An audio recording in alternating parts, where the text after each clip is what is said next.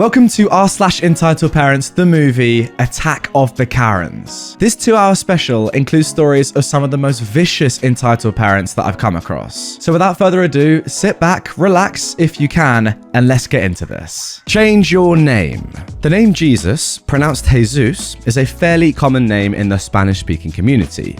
Yes, it is spelled as Jesus, our Lord and Savior, but pronounced differently. This is also how Jesus is pronounced in Spanish. I'm a shift supervisor for a retail drugstore chain. At the store, we had an employee named Jesus. At the top of the receipt, there was a little phrase that said, "Hi, my name is name. Thank you for letting me serve you today." One day, a woman who we'll call Karen storms in after her purchase, yelling about how dare we insult our Lord and Savior. First, we're all a little puzzled. Then we realize Jesus is at the register. We try to explain that Jesus is a very common name in the Spanish community. Although it's spelled the same as Jesus, it's pronounced Jesus. "I'm a devout Christian. I will not take this insult," said the Karen. "Mom, that is his name. The name he was given at birth. He can't just change it." "Yes, you can, and you will. I will not take this insult to the man who died for our sins." "Mom, his name is Jesus, not Jesus. And this is a common name in the Spanish community." "I've never felt so insulted. I am never shopping here again." Then she storms out. The funny part is there is a pretty high Mexican population in this area. I'd be surprised if this is the first Jesus she had come across. Look guys, I don't know the stats on this, but surely Jesus is one of the most common names in the world, right? You know what, I'm looking it up. Most common names in the world. Here we go, let me get a cheeky list up. Alright, so according to this list, it is the 106th most common name in the entire world. So that's not just English names, that is every name ever. That's pretty high. For example, in the top 10, there are 4 different iterations of the name Muhammad. 106th is high. Let's just see where I am on this. So Jack, which is a common name, 778. You see the difference there? Jesus is clearly a very common name, especially given that this story takes place in an area with a very high Mexican population. Surely this woman would have met someone called Jesus before. What? Entitled Butthole got his dog killed by allowing it into a horse paddock. This happened a few years ago when I was often horse riding at a friend's barn. She owned 6 horses, 4 ponies and 2 Hanoverian horses. Her neighbor had 3 dogs who had no training whatsoever, and he often let them run into the horse's paddock to not have to walk them, despite the warnings of my friend. The bigger dog finally started to chase the ponies, nipping their heels to make them run, while the other 2 ran among them, yapping and growling. My friend would go and drag the dog out of the paddock, and again warned her neighbor to keep his dog out of her property, because if it ever tried that with the male Hanoverian, the dog would be history. But the guy just laughed at her. He knew that my friend had tried to report him, and that didn't work, so he felt entitled to use her property as a dog toilet and her horses as dog entertainment, and even hinted at that. Finally, it got so bad that the ponies became so nervous they couldn't be taken for a ride anymore. They were too afraid of the dog, and she warned the man one last time to keep the dogs out of her paddock, since now she'd be putting the horses with the ponies so that the male horse would protect them. But he just laughed again. He seriously believed his 40-kilogram shepherd mix was a match for her 700 kg gelding just because it was a hunter, and the horses were prey. So what you might guess happened. The dog again tried to chase the ponies, attacking their legs, and it didn't back off when the Hanoverian tried to fend it off gently. When the bigger dog growled at the horse and tried to nip the horse's legs, he kicked it and broke its back, then he ran it over. The dog was of course dead after that, but the gelding had just protected its herd. The neighbor then tried to report my friend to the police and animal control, but got rebuffed. They clearly told him his dogs had nothing to do on other people's property, and it was his responsibility to keep them out of it. At least his other dogs never came back into the paddock. They were very afraid of the horses, obviously, after their friend was killed, and they got a few nips from the horse too. Alright, you lot know that the majority of stories that I read from subreddits like this, and to be honest, on the entirety of Reddit, are pretty funny. The whole point is that you just laugh at dumb people, right? Doing dumb things, and it makes you feel better about yourself, because you would never do something that dumb. Stories like this, though, are just sad. An innocent dog has had to die because of a stupid Karen. Like, this is literally animal cruelty. The dog has done nothing wrong. Obviously, it's just being a dog, right? You can't blame it for 1 second. This idiotic neighbor though, wow. I mean, it's just ridiculous. It's so sad. A dog had to die because of a stupid owner. That's not even being entitled at that point, is it? That's just cruel. I'll take legal action to enforce my grandparental rights. This took place years ago, and I figured maybe I should share for posterity's sake or something. My biological incubator is a very special woman. So special that I haven't spoken to her in nearly a decade. Many details in this story have been left intentionally vague, as I really don't feel like inviting this back into my life, and I don't need people familiar with the story catching on. To start, my parents divorced when I was 7. It destroyed my world and worldview, and took decades for me to come to terms with. This was largely compounded by the fact that my mother spent my entire childhood telling me and my siblings what a terrible, unsupportive jerk my father was. We spent weekdays with her and weekends with him. While my mother had a revolving door of douchebag boyfriends and we hopped house to house while I was growing up, she constantly told us my father never paid child support, abused her, was never there, etc. It wasn't until I was much older that I realized how full of trash my progenitor was, and even then, I never really registered that until I got a brain and took a stand against her. Turns out, most of my childhood and young adulthood was a lie. The lavish vacations we took, we once spent a week on the beach in Maui, where me and my 4 siblings got to each bring a friend. That must have cost a fortune. Ridiculous Christmas, where every child, their spouse, and every grandchild had 20 plus gifts, endless home remodeling projects, the list goes on practically forever. All of this was apparently financed by someone else, and not necessarily because they wanted to. Seriously, she had forged my dad's signature and spent about $200,000 in his name before I was 18. God only knows where the rest of it came from. At some point, my father had taken her to court, and she'd been charged with fraud. Now, I'm not quite sure how she avoided prison time, but apparently it had something to do with my father's generosity and not wanting his children to lose their mother. He's rather noble like that. Anyway, I got older and eventually found an amazing woman to balance out my special brand of stupid, had a couple of kids, and built a life. I stayed very close to my mother throughout my 20s and 30s, still blind to the shenanigans she was up to. When I say close, I mean my wife and I lived with her and my stepfather for over a year while we saved up to buy our own house. We loaned them money when they hit hard times and needed help making ends meet.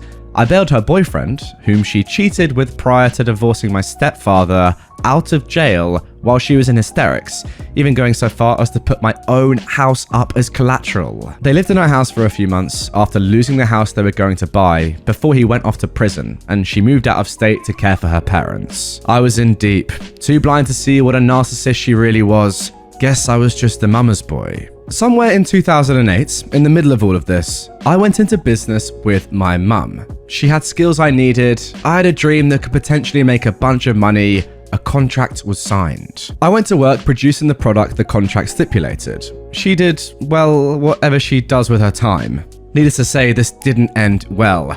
Whoever said never go into business with family, frickin' genius. As time went on, she wanted more and more work from me. Things started to go sour. I, already working a full-time job at night and rarely ever seeing my wife and children already, was doing my best to accommodate and not rock the boat. She and her convict boyfriend, who currently owes millions in restitution to the state for fraud, had suggested multiple changes to our existing contract that they claimed would be better for me in the short term, which I accepted. Upon realizing it was actually worse for them, they declined their own offer. Many red flags and unfulfilled promises followed, including my mum designating her felon boyfriend as my account manager, despite conversations and promises that I'd never work for him and he would never have any decision-making authority in our business. My wife and I had many discussions with them over the months, expressing our displeasure over them not fulfilling their end of the contract, wasting funds, etc. It all came to a head when she wanted me to sign a new contract for another project. I'd started the project as a release valve for stress and a moment of passionate inspiration. Now, they wanted to pile it onto the contract I already had. I genuinely considered it. Then one day, while talking on the phone with her about said new project, I overhear a conversation between my wife and young son. It went verbatim, because even a decade later, this moment still haunts me. "Mum, will you play with me?" I can't right now, honey. Why don't you go and ask your dad? He's too busy working. He never has time to play with me. This broke my soul. The sadness in his voice. No one but me knows it, but I cried right there, standing on the stairs, talking business on the phone with my mum. I knew that this was not going to work. I told my mum no.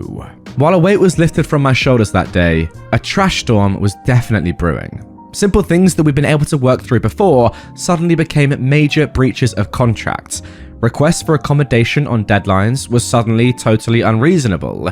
Attempts to renegotiate were met by a brick wall. The final straw was when they demanded work on a project to be completed within 30 days, with significant reworking, despite having been in possession of the draft for months upon months.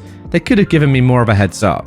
I was being set up to fail. So I did what I felt like had to be done. I quit. I'd hoped to sever the business relationship and maybe salvage the personal one, but oh was I naive. Things got ugly between us. Her demanding that I do what she wanted, me adamantly refusing without a serious re-evaluation of our work relationship, accusations of breach of contracts, etc. To be fair, when I quit, they were left holding the bag. I feel justified, they feel differently. Ultimately, I had to walk away completely. I dropped everything and said I was done. No más, finito. This of course went over like a turd in a punch bowl. It was nearly the holiday season and we had a large family party scheduled for early December. We were barely even on speaking terms at this point, and not wanting things to be awkward with the family, I sent a long email to my mum explaining that myself, my wife, and my children would not be attending. I asked if she'd like to tell my brothers and sisters, or if she would like me to. She responded by sending an extensive email to the whole family about what a terrible, ungrateful, disrespectful child I was, and that she didn't want us around if that's how we were going to be. Not cool. I responded with a simple, one-sentence reply: we, of all people, deserve that. We didn't go to the party. My brothers and sisters put some distance between us. After all, they're still riding mum's ill-gotten gravy train. On December 22nd, 3 days before Christmas, I get a notice from the post office that there's a certified letter that I need to sign for. Okay, no problem. I pick up the letter, get home and open it. It's a cease and desist order from none other than my dear old mother. I've got to say, out of everything, this hurt more than most. I was being told that I was illegally displaying artwork on my websites. Not true, of course. I had written permission from them. And that if I didn't remove it within 30 days, they would sue me for damages. Damages! To promote my work that directly benefits you, where I had your explicit written permission on frickin' Christmas, you goddamn female dog. I removed it that day. I took down the whole website and replaced it with a black background and one single quote. You there, Ephialtes. May you live forever. Now I was well and truly done. I cut ties completely, no contact at all. I got an official notification that they may sue me for breach of contract and associated damages about a month later. I said nothing. Fast forward a year or so. I get a little petty revenge when she emails me asking for my address and social security number in order to send me a 1099 MISC for tax purposes. I nonchalantly reply that her lawyer should have my address on file, but just in case, here it is. Also, my social security number hasn't changed in 36 years, but just in case, here it is. The last contact I had with her was in May 2018. She invited my children to travel with one of my siblings on a 2-week vacation, without their parents, of course, on the other side of the country. Of course, I ignored it. A couple of weeks later, my sister asked me about it, to which I replied that my children would not be going anywhere without their parents, and we weren't going anywhere near my mother.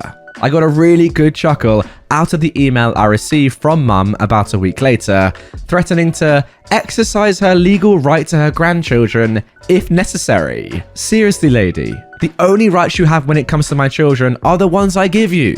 It's been 9 years and I haven't spoken a word to her. She ended up losing everything she inherited from her parents and moved in with my sister, who lives about 2 miles away. She's still attached to her felon boyfriend, now husband apparently, with no job, no money, and no prospects. She's been borrowing money from my siblings, unbeknownst to each other of course, in order to pay for more lavish vacations for the grandkids. I did get a call from a debt collector looking for her about a month ago.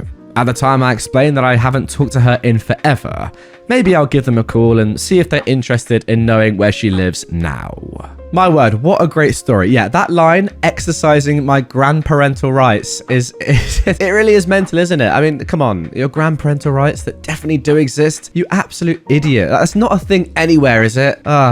So odd. I just don't understand what the point is of her life. Is it to try and make herself look good to all her children and grandchildren by spending loads of money on them that she doesn't have, for them ultimately to realize, like OP has finally done, that, oh, that isn't her money. Oh, she's actually a narcissistic, horrible person. And then what? The whole illusion just comes crumbling down. I don't get the long-term plan here. You look good in the short term and maybe for their childhood. Then when they grow a brain and some common sense, they realize that, how is this actually happening? Let me think about this for 1 second. Oh, wait, she's a fraud. What's the point? How about just be normal and genuine, and your family might actually like you? Mental, I know. You know the people I feel bad for, by the way, are OP's siblings, who are still unaware of how ridiculous and just completely untruthful their own mother is. To be fair, I was saying that eventually they'll find out. Maybe these guys won't. Maybe they're too dumb to realize that their mum is putting the wool over their eyes. Well, if they are too dumb, then yeah, they deserve to be conned. My parents robbed me of my childhood and teenage. I'm 20. Growing up, I never got to spend my summer mornings outside, playing with my friends. I had to study, stay up to date with extracurriculars, and write pages to improve my handwriting, to be allowed just an hour outside in the evening. While all my friends were having fun, I was inside, crying with a pencil in my hand. All my extracurriculars were picked by my father, and they were all activities he found interesting. I was never once asked what I actually wanted to do. I never got to do sleepovers, except with my cousin, just because my parents didn't want me to. I was to constantly study and get good grades, and if I slacked off even just a bit, I was beaten with belts and shoes and household objects. My father even spat in my drink once and made me drink it, to humiliate me for disobeying him. Books were my only escape, and so I'd often get engrossed in them. But my father didn't even let me have this one thing. He humiliated me for having this insignificant hobby. He hid my books and at one point even threw some away. Then came my teenage years, and it only worsened things. The loneliness I was feeling in my childhood intensified. I was rarely allowed to go outside with my friends, and on the occasion that I was, I'd be bombarded with a million calls and messages, so I couldn't even enjoy it. Dating was off limits, because my parents didn't want me to date. My cell phone was occasionally checked, and I was slapped for using curse words like the F word. I was 16 when that happened, not a child. I wasn't allowed to go to any parties, and I never went to a prom. Hobbies that I actually wanted to cultivate, I was insulted for and ridiculed to the point that I lost interest in them. I'd always wanted to be a writer, but now I can barely motivate myself to type a single word. I've lost my passion. And now I'm 20, on the verge of moving out soon, in less than a year. I've lost 20 years of my life. That's 20 years I'll never get back. 20 years I'll never get to experience and live again. My childhood and teenage is gone, and it's never coming back. And when I bring this up to my mother, she says that I'm holding the past against them and harboring a grudge. The funny thing is, they're the same people now that they were when they did those awful things to me. They haven't changed in the least. My father to this day maintains that his beatings were justified because they were for my own good. My mother defends his actions by saying he meant no harm, but I see no good that came out of it, and I'm still hurting from it. I lost 20 years of my life to my parents, who were essentially my jailers. A quarter of my life is gone. What did I gain from all of this except a lifetime of baggage? And Mum, if these were supposed to be the best days of my life, I really don't want to see what's in store for me ahead. Honestly, what is up with your parents? There's being strict, and then there's this, literally controlling every single facet of your life. How would this ever benefit your child? I just don't understand it. Yeah, obviously, get good grades, work hard, etc., but not letting them go outside and play with their friends? How is that ever gonna benefit your kid? I don't understand. How can a parent justify their actions when your own child says, after 20 years of living, that I haven't lived for 20 years? That says it all, doesn't it, really? What the heck? It's a good thing you're moving out, and hopefully you can just start your life and try and move on from that first 20 years. Mental. Puppy school trainer lectured me for 2 hours for spaying my pupper. Guys, if you didn't know, spaying is when you remove the ovaries from a female dog. When I adopted my first ever puppy, I assigned us to behaving classes to a nearby doggy school. The course was for basic manners for puppies, and we started right away, 1 hour a week. It was for any untrained dog, mostly puppies, but there were some older dogs too. From day one, the nicer of the two trainers told us that with small puppies, the training must be a short-timed game, not serious training, and they shouldn't be scolded. My puppy had some bad habits, like jumping to hug humans. The nicer trainer gave me lots of advice, but my puppy just loved humans so much, she got overwhelmed and time again jumped to meet everybody when socializing. Within the first 3 months, the nicer trainer was there less and less. I later heard she lost her dog and took some leave from training puppies. The not so nice one took the lead of the course, and that is when our progress started to slow down. This trainer didn't have enough patience with us and soon told me to yell and scold my puppy for every mistake. Now, my mental health had unknowingly been bad for many years now, and yelling to my puppy made me stressed and more anxious than I'd ever been. I started getting frustrated with myself and my puppy. I felt like a failure, and I took this trainer's advice as the only truth. Then came the day that my vet said it's the best time to spay. My girl was 6 months old now, and spaying now would mean all the hormonal problems at an older age would be gone. No risk for infected uterus, no breast cancer, you get the points. Now, I'd never wanted to breed dogs, so this was my personal choice for her health. I asked to talk to the trainer after class and told her that we'd be missing a few weeks from now. She started talking friendly, but when she asked the reason and I told her, she lost it. Guys, I listened for 2 hours to a lecture about how people shouldn't get purebreds for slashing and operating them. I had a beautiful girl who should definitely make puppies, and I was just an ignorant, stupid brat. I was 26 years old, who didn't know my dog's value. I tried to speak, but she didn't let me. After 2 hours of this, I finally got to defend myself. My dog carries 2 defect genes, both lethal to puppies if gotten from both parents. I discussed with the breeder before getting a pup about wanting a family dog with no obligations, but having had before a hunting dog killing a few of my pet bunnies, I wanted a purebred herder with as little hunting instinct as possible. That is why she trusted me with a defect puppy, to give her the best life without breeding her nor giving her away with the risk of pregnancy. This breed is gene tested regularly, and my pup has the defects, even though her sisters don't. She's not qualified to continue her lineage. She's a healthy carrier, the genes are sleeping, she's not going to get sick in her lifetime. So, after explaining all this, the trainer still scolded me. I should have been fine with a mixed breed dog in her opinion. I honestly just stopped going to classes after that. At least nobody would force me to yell and scold a 6-month-old pup.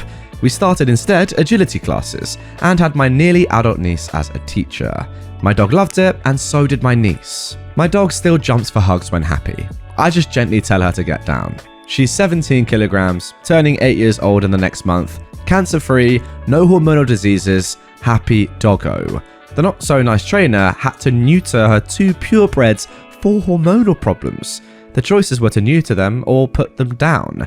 Perhaps she's now learned to appreciate medical reasons to spay and neuter purebreds. People, listen to your vets. They think more of your pet's well-being than you. And if someone tells you to scold and yell at your less than 6-month-old puppy, ask advice from someone else. Guys, if you're interested, the diseases in question are pomp and osteogenesis imperfecta, OI.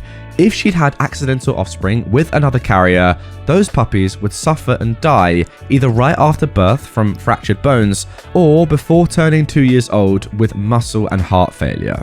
These diseases are tested and carriers are kept from breeding. I think this is a very strong reason to spay. Now look, usually I would say, just like a vet, that a trainer would probably know better than an owner of a dog, especially if they're a new owner. Like if it's someone's job to work with dogs, in the same way that it's a vet's job to work with animals, then I would normally trust their professional opinion. But in this instance, it's so clear that this trainer's just got no idea, right? They're just heartless. Like the fact that they had to put down 2 of their own dogs just shows how ridiculous they are. It's actually mental. I mean, a 2-hour lecture of just incorrect information is just ridiculous. Yeah, listen to your vet, but also like the fact that a trainer, someone that you have to respect and you hold in a high regard because it's their position, you know, it's their professional position to train your dog, is giving you such false information is insane. Entitled Family's prank goes horribly wrong. I've always lurked on this sub, wondering whether I'd ever get a good story to tell here. But recently I realized I already have one. Well, this is more of a story from my dad's perspective. He's a Welshman, born in the most southern part of Wales. His family, parents, sister, brother, took advantage of him a lot. They used him to repair things, chauffeur them around, and pulled inappropriate pranks on him, etc. Other than work and driving, he hated leaving the house. Except one day, one of their pranks did an Uno reverse on them. They knew an English girl was looking for someone to help fix her stereo. Cliched as it might be, my dad's family tried to set her up with him under the guise of repairing the stereo. See, their opinion of my dad wasn't that great, and they thought she would leave him as she got to know him. Unfortunately for them, the pair really started to bond, and eventually started seeing each other. His family was outraged that he'd started dating an English woman. They expected him to get together with a Welsh woman. Not only that, she was helping my dad to stop getting taken advantage of more and more, and they hated that. His dad was horrid to her, and he performed very inappropriate pranks on her, one of which was technically a certain type of assault. His favourite prank was to fart in people's faces. When they were expecting, his dad was dead set on getting a grandson. It was a girl. Even the next time they were pregnant, he was sure he'd get a grandson to carry on the family name. Another girl, me. My granddad then came up with the genius idea that he'd pretend me and my sister were boys. Every birthday, every Christmas, we always got very boyish toys from him. Eventually, my dad's family's leeching attempts and their dislike towards my mum got so problematic, we had to move to England, where we've been living ever since. And every year, we get a recycled Christmas and birthday card trying to convince us to contact them so they can begin their leeching cycle again. We have a great time finding ways of destroying their cards when we receive them. I'm just thankful my parents managed to keep me and my sister far away from that family before they started targeting us too. Okay, this episode, for whatever reason, is full of, I don't even know if they're entitled, just very odd people. Like, sure, you can rather have a grandson than a granddaughter, that's fine. I assume many people out there are like that and vice versa. But surely when you actually have your grandchild and they are a daughter, you just accept that. You're like, oh, well, it's great anyway, who cares? You don't then just pretend they're a boy. Like, is that entitled? No, it's just really weird. I mean, the farting in people's faces things as well. Like, do that when you're about 2, and then you get a bit, sick of it and you realize it's pretty disgusting. Yeah, maybe you do it once in a while, but then you realize, oh, it's actually quite disgusting. And why would you do it to your own family member? Like, multiple times. Bit of a weird man, that's all I'll say. Entitled mum lets her child run around the supermarket and learns the hard way that he is allergic to peanuts. This happened 4 or 5 years ago in a supermarket in my neighborhood. This entitled mum did not have the typical Karen haircut or blonde hair, unfortunately. So, I was in the line for the cashier and could easily see the entrance and most of the aisles from where I was standing. It was a small supermarket. This woman and her 5 or 6-year-old child enter, grab a basket, and she lets her child go and roam the supermarket. The kid was running around the aisles looking at products and obviously giving the employees a hard time. I was still waiting in line when the kid starts coughing, crying, and eventually puking loudly in the aisle behind me. There was an employee kneeling near him. A yellow pack of M&Ms, which are chocolate-coated peanuts, on the floor. His mother rushed towards her kid, holding her basket. I observed that the kid's face was red, swollen, and sweaty. It was obvious that the kid was either allergic to peanuts or chocolates. The entitled mum shouted at the nearby employee, "What the heck are you doing? Mom, you poisoned my son?" "No, he came here and ate some candy. I heard him puke, so..." "You sell poisoned candy?" At this point, the Karen was not even looking at her son, and the kid was just coughing and crying. The employees appeared to be more concerned for the boy than the mum herself. They gave him some water and asked him to cough out the candy. Surprisingly, nobody was filming this on their phones. And since I knew most of the people there, I chose not to pull out my phone either. "Mom, your son might be allergic to peanuts," said the employee. The kid had gone ahead and eaten one of the M&Ms. "I'm calling the cops for this." She didn't even consider calling the manager or asking for a first aid kit or something. She just straight called the cops. She then proceeded to grab her kid, take her basket, and head out of the store without billing her items. By then, the manager had come out and stopped the entitled mum before she reached the exit and asked her to wait for the cops. The Karen freaked out, claiming that she was being harassed by the manager and that they should have known that her child might be allergic to peanuts, and started asking them why they stock peanuts in the first place. The manager just stood there patiently until the cops arrived. The manager just wanted to hear what the entitled mum had to say to the cops, and eventually told the cops when they arrived that the entitled mum had really tried to shoplift. The manager's claims were more believable than the Karen's, but the cops didn't arrest her or anything, nor did they fine her, they just let her off the hook. The kid was doing okay, although there was a fresh puddle of puke next to him.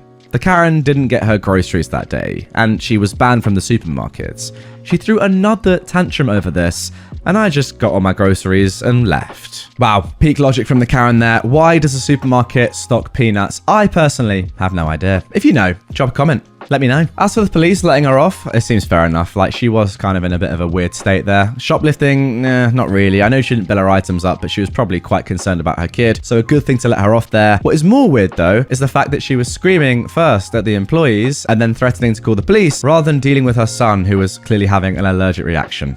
That is what's odd. I mean, thankfully the child didn't have an even more serious reaction, because I think you can die from peanut allergies, can't you? Sometimes it's extremely serious. So yeah, puking, I know it's bad, but it's not the worst thing that could have happened. It's weird that she doesn't know that her child is allergic to peanuts at the age of 5 or 6. Do you not normally test your children? I don't know. Maybe you don't. I don't know. I don't have one. So let me know again in the comments if you do know that. But hey, at least in some sort of positive way, she found out, and now the kid won't eat peanuts again. Or maybe he will. I don't know. This mum seems very, very ridiculous. Entitled OG Karen sues my parents for $1 million.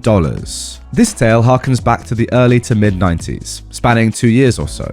I was 6 to 8 years old, so details aren't fully known, but the story gets told by my parents every so often. When I was 6, we were in my dad's car coming home from work and daycare. My brother was 10 and a half. We were in the back seat of a 2-door Mazda. We were fighting in the back seat while my dad was stopped at a red light. He turned around to swat both of us, again early 90s, to make us stop. In doing so, his foot slipped off the brake and we rolled forward into the car in front of us. My dad says my brother asked if we hit something. Both cars pulled off into the shopping center, and this lady goes into full-on hysterics in her car, demanding an ambulance. And when the paramedics arrived, she insisted she needed a neck brace and backboard. My dad saw the writing on the wall and stayed behind to make sure the police got his full side of the story right then. And then, the first thing he did, after telling my mum, was call the insurance company to tell them what happened. They had people out the next day to take pictures of the car and take my dad's statements. Sure enough, not long later comes the lawsuit. $1 million for crippling this woman for life. Thus began a roughly 2-year-long battle with lawyers over that stupid fender bender. I know it took a long time, and that my dad often ranted about how she rejected the first settlement offer of $30,000, and then later the second of $50,000 because she was a greedy, lying female dog and wanted a full court hearing. By the time we got to court, my parents had separated. But since they were married at the time, they were both on the hook for the money if they lost. I was too young to go to the hearing and was promised it would be long and boring anyway, so I had to stay at daycare. My brother got to go though. It was long and boring, right until Karen herself got up on the witness stand to give her version of the wreck. First off, she used a walker and wore a neck brace to get to the stand. And then, to sum it up, she was innocently waiting at the red light when she checked her rearview mirror and saw a great big white truck barreling towards her, and she just knew there was no way it would stop in time, so all she could do was brace for impact and pray. My parents perked up at that, as did their lawyers. They got out a set of pictures of a blue 2-door Mazda and showed them to the woman, asking if she recognized the car in the photographs. She said no. The lawyers showed the photographs to the judge and jury and explained that this was the car that struck Karen. Pictures were taken within 24 hours of the accident. According to my parents, the jury did a spit take. But these were 2 adults who were gloating, so take it with a grain of salt. When the dust settled, not only did Karen not get her $1 million, but she also ended up having to pay the attorney fees, lost wages, and daycare costs incurred as a result of the lawsuits. And that was how we got a free trip to Disney. It's actually unbelievable that people like this Karen pull off these stupid stunts, or at least try to try and make money from other people. Like, imagine how much that would have crippled OP's parents. $1 million.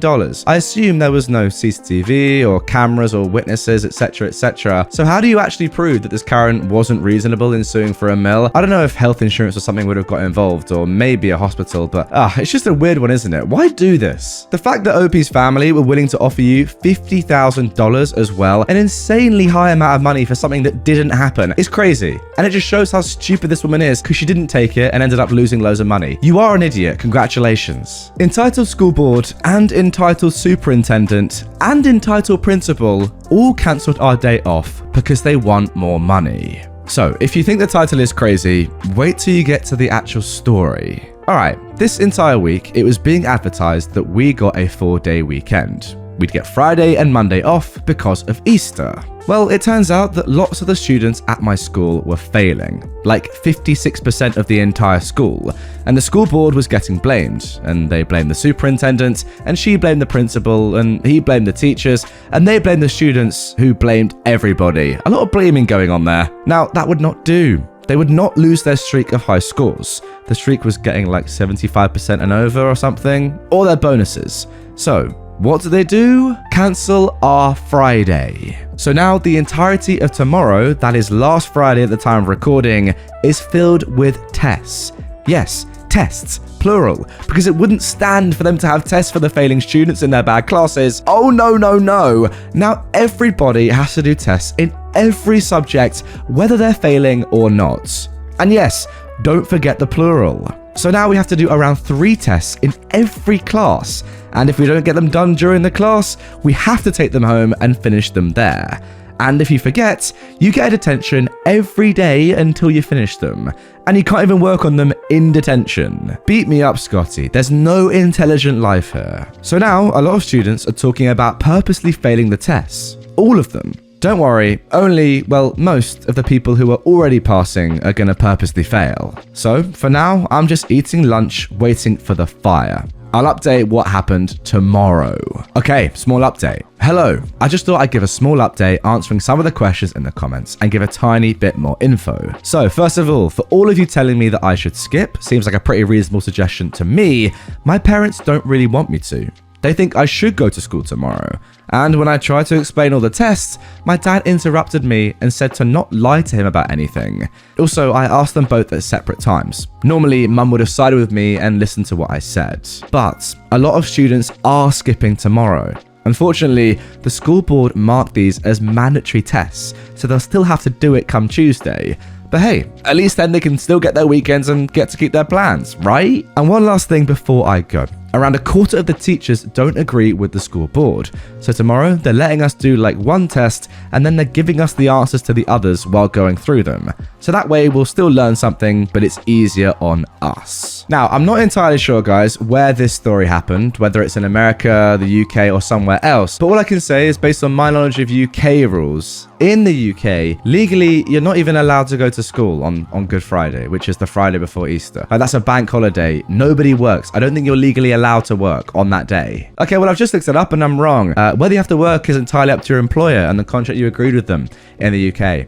Didn't know that? Fair enough. Nonetheless, this is school, right? Whenever I went to school, which I did, by the way, I know that's debatable, but I did. Friday, Good Friday, was always a holiday.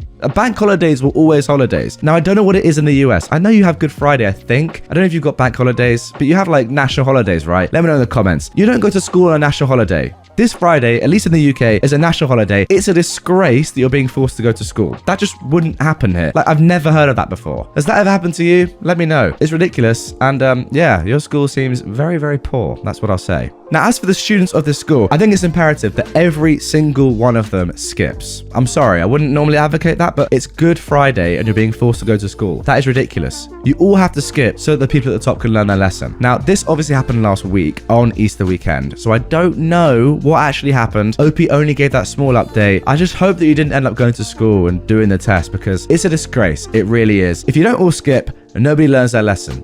Please, I hope they did it. Speaking of Easter, let's move on to our next Entitled People story. Easter entitlements. It's that time of year again when I find myself remembering a bit of entitlement that I encountered near Easter. And it was all over a simple yet delicious cake. Some years ago, my family went to a church that had an Easter bake sale every year the Saturday before Easter. They'd make cakes in the shape of bunnies, lambs, Bibles, crosses, etc., as well as other Easter treats. There were some talented bakers in this church, so these cakes always looked and tasted wonderful. Every year, we go to the sale early to get a cake and a large chocolate peanut butter egg. It was a tradition. One year, things were a bit more hectic for my family. Mum had to go to the office on that Saturday for a few hours, so we couldn't go to the sale early. My uncle and his family were also coming to our house on Sunday to share Easter dinner with us. Mum had a meal planned, but she wasn't sure if she had much time to make a decent dessert. Good fortune seemed to smile on us. When it was announced in church, we could pre-order and prepay for any cakes and treats we wanted that year. After the service, we sought out B, who was in charge of the bake sale, and ordered a lamb cake and a chocolate peanut butter egg. As we paid, Mum and I told B about my uncle coming to dinner and how much we wanted the cake. Mum explained she had to work a few hours and asked how long the bake sale would be set up. B said they'd be there until at least 2 or 3 p.m.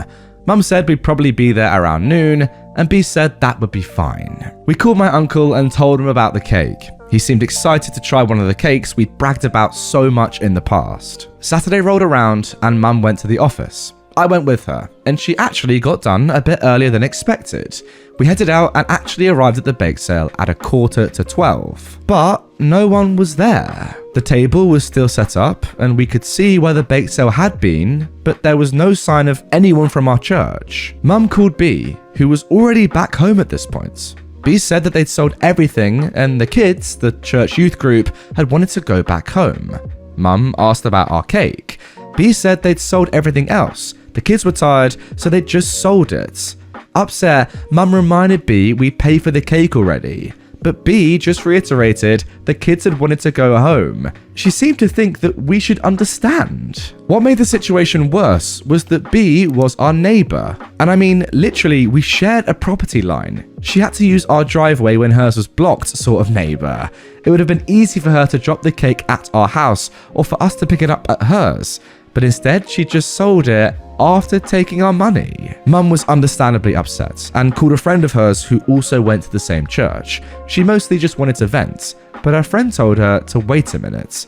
Her friend made calls to the other people in the church and soon called us back to tell us another cake was being made for us. Later that evening, we met up with another lady from church who gave us a cake. Dinner the next day went perfectly fine, and my uncle never knew about the whole fiasco. B never apologized, nor did she ever seem to understand what she did wrong. I never did get my chocolate peanut egg. Okay, well, let's not beat around the bloody bush here. What B's done here is just stealing. It's as simple as that, guys. I couldn't put it any simpler if I tried. She's taking your money for an object that you've bought and you haven't received the object. Now, say that happened with Amazon or, another company, you'd be suing them. If you didn't get the refund, you'd be suing them. So what I say to you is either go around to B's gaff and smash it up, or sue her. It's just weird, isn't it, that she's your neighbor? Like, you literally share a property line, as you said. You could peer over her garden fence and look at the cash in her hand that she's taken from you. It's incredible, it really is. Or you could look at her new extension and think, you know what? Some of my money has gone towards that, and I didn't even get rewarded for it. That's a joke. Yeah, a strange interaction, especially given that you know each other very well, and that she doesn't realize what she's done wrong. Yeah, last time I checked, stealing was immoral and illegal. Weird. B is a weird lady. My sister hides behind mental illness excuses to not have to do anything with her life and treats everyone in the house like trash. My older half-sister, dad's side, who is 22, soon to be 23, came to live with us in December. She claims to have severe depression and anxiety that she refuses to seek therapy for. She doesn't work, she doesn't clean after herself, she only leaves her room on the weekends to go out and party or go to concerts. During the week, she's in her room all day and only comes out in the evening to scream or swear at me and my mum and start stupid arguments and tension between everyone. She was prescribed Zoloft by a psychiatrist last month and only gave it a week to work. I caught her dumping the pills in the toilet and she told me to keep my mouth shut. When my mum questioned her on the empty pill bottle, she told her to F off and mind her own business. She stopped going to therapy last month because she thinks it's a waste of time. My dad deep cleaned her room last weekend because it was so bad. The smell of rancid cat litter was wafting downstairs, and it looked like a war zone. My dad said there were moldy cups, rotting food, stinky, dirty clothes everywhere, cat poop and puke all over the carpet.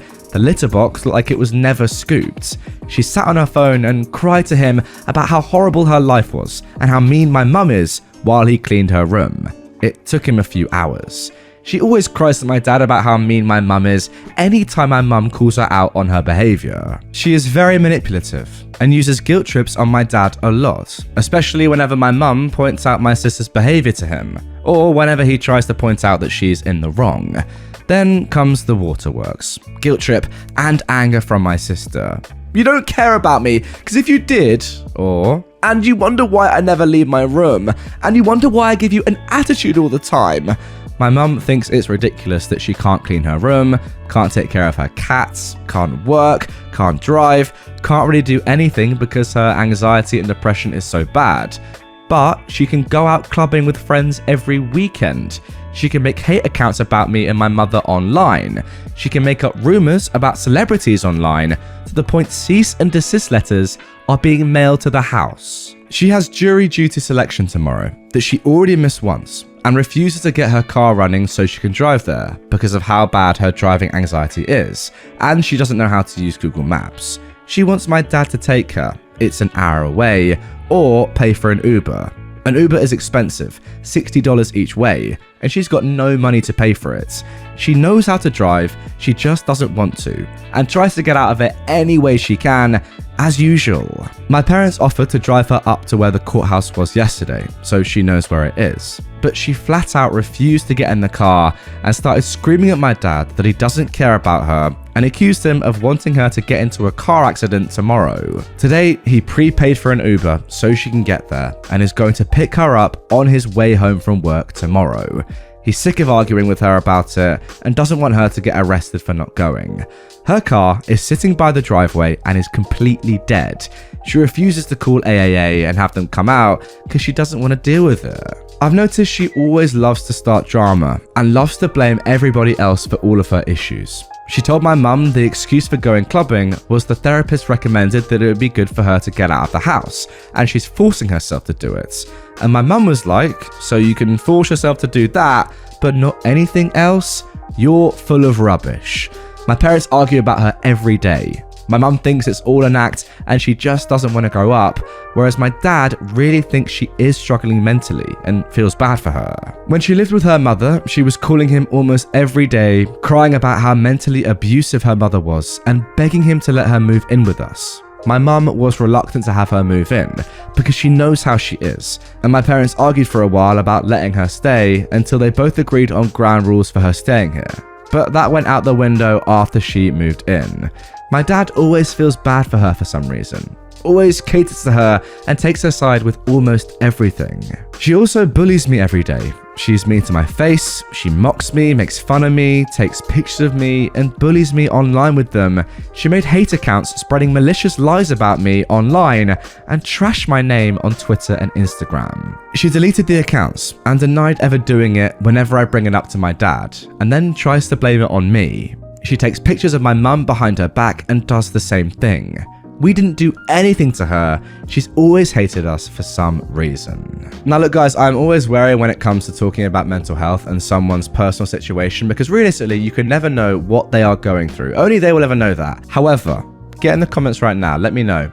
Fake or legit? Because look, I don't want to say this is definitely not true, what she's going through, or it definitely is, but let's give our opinions. I want to hear your thoughts and then I'll give mine. Okay, so the fact that she is able to go out clubbing on the weekend kind of puts all this into disrepute. Now listen, obviously it's more enjoyable going out clubbing and it could be, some sort of getting away from the harsh realities of life sort of vibe. But if you're able to do that, and even me saying this, I'm cringing at myself because I know I really shouldn't be saying this because I don't know her situation. But if you're able to do that, and then also, the terrible stuff about bullying your entire family online, being just a horrible person in general, but then being able to go out and club with your mates and stuff, then I don't know. Do you get what I'm saying? It's kind of like, is that legit? I'm not sure. sure. I feel bad even saying this in the first place, but the stuff that this girl is doing to your family is pretty disgusting. And what's important is the fact that she doesn't even care about trying to change it, does she? Like, she's gone to therapy and said, oh, sack it, it's not working, despite then using the therapist's advice of going out clubbing even now. I don't know. Seems weird. I don't think a therapist would say, yeah, go out clubbing with the lads. I don't know. Maybe they would. I haven't been to therapy. Maybe they would. I wouldn't know. However, throwing away the pills that are prescribed to you, that just shows that you don't really care, or you don't want to improve your life, and you're just being a horrible person in general. So ultimately, I would say probably, I don't want to say faking it, but it's probably not as legit as she is saying. I don't even want to say that. Can I say that? That's just what I think. All right, it's just what I think. Now, I'm just going through the comments to justify my opinion here, and all the comments on Reddit are way harsher than me, and I can already see what you're writing down in the comments below. If you're watching this on YouTube, you're saying that she is a disgrace, but you know, I just want to be a little bit cautious here, because I don't want to. Mental health is you gotta be careful with that sort of stuff. That's all I'll say. So when you're putting your comments in, just be a little bit nice, but just write with a little bit of thoughtfulness. Imagine that the girl was reading it. Just don't go too harsh on her, is all I'll say. But yeah, interesting one nonetheless. Can I just say quickly, finally, I know I'm going on here. That's what I do. I think this is just a very toxic situation in general, isn't it? Like, I get it, this girl is having her own troubles and difficulties. But for you three, dad, mum, you, it's like a horrible environment. OP has said they are 14 years old and they're getting bullied and just having a terrible time at home. I think, if anything, you should try and just get out of there. You and your mum, maybe. Or work something out. Because it's just, like, I know it's hard with one person who's going through a lot, but for the rest of you, it's really toxic. I don't know.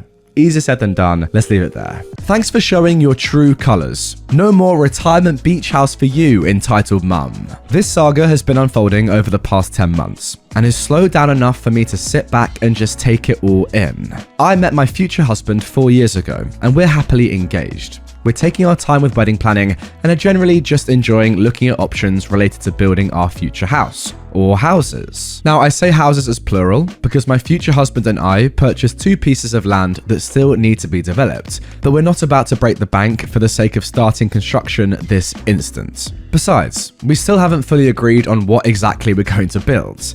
We both decided on the interior design and amount of rooms, but my preference means more money on the foundation, etc. But I'm going completely off topic here. So, my 64-year-old mother is retiring in less than 2 years.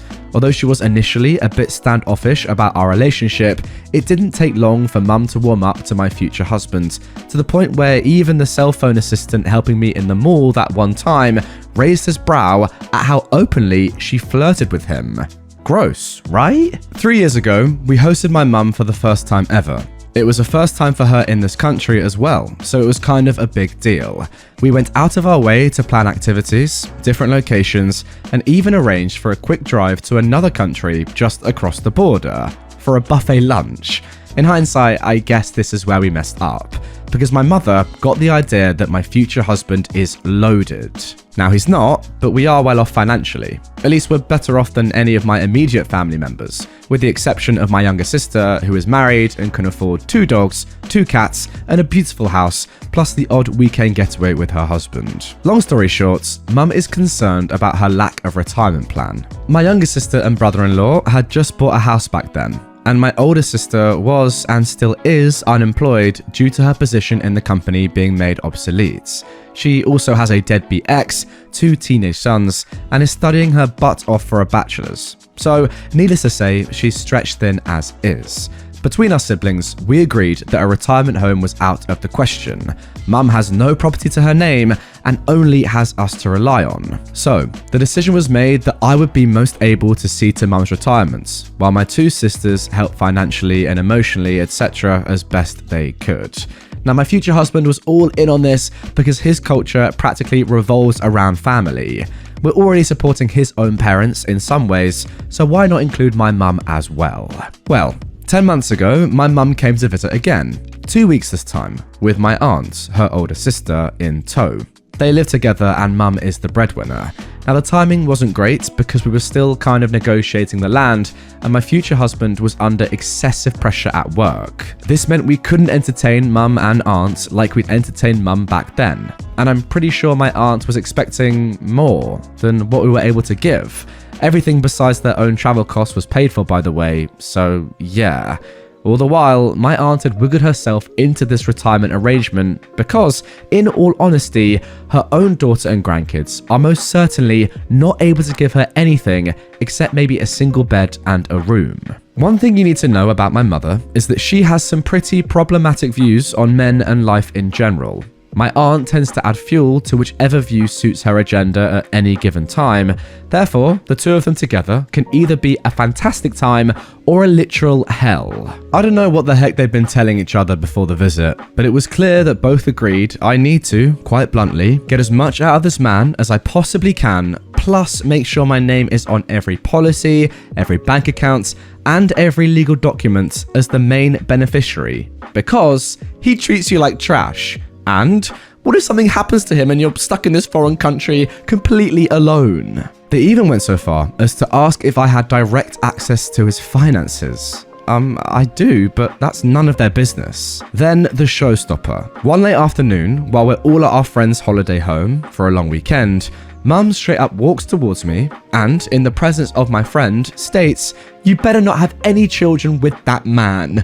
To be fair, she didn't know my friend could understand our language, but what the heck, man? It took a few days, but I eventually revealed to my future husband all they'd said after my mum and aunt left.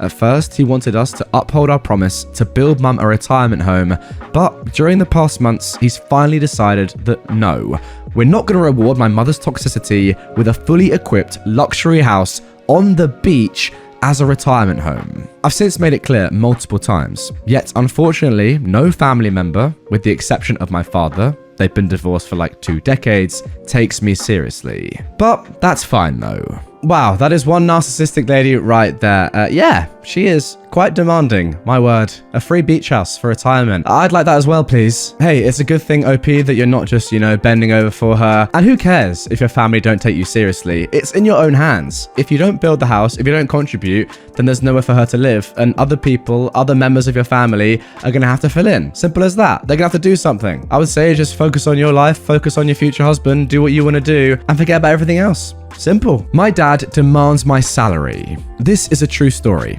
It's about my father. I might sound like a bad person talking about my own parents this way, but it's true. Look, I'm no angel and I had a rough life. P.S. If you see me talking about money, it's in INR, that's Indian rupees. So $1 is roughly 80 rupees. To be honest, I had a rough childhood. The relationship between me and my father was really bad. I'm the second child and I have an older sister. Apparently, my dad wanted another daughter. Hence, he started avoiding me from the day I was born. Like, he didn't even show up at the hospital that day. So my mum had to go to the hospital alone, give birth to a baby, and come back home with this new baby, me. He avoided me so much that whenever my family would go shopping, he would get something for everyone. A cloth, toffee, or anything they wanted.